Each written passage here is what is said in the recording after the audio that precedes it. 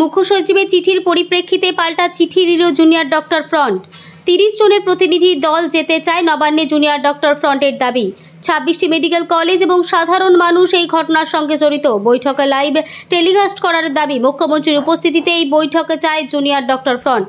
এখনো পর্যন্ত এই চিঠির কোনো প্রতিক্রিয়া আসেনি। নবান্নে যদি বৈঠক হয় তাহলে তারপর আলোচনা করে তারপর সিদ্ধান্ত নেবে কর্মবিরতি প্রত্যাহার করবে কিনা।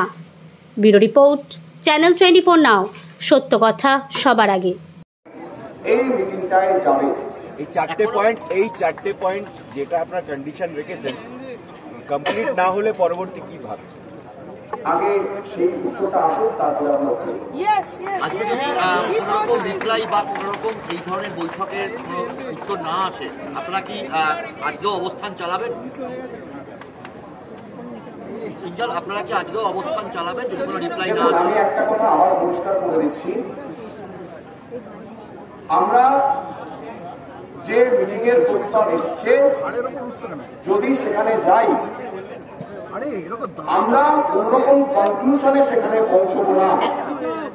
আমরা আমাদের এই অবস্থান বিক্ষোভ মঞ্চে ফিরব।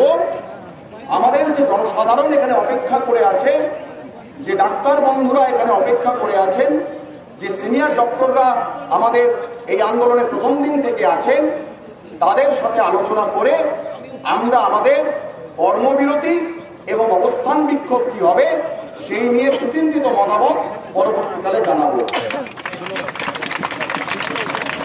Thank you.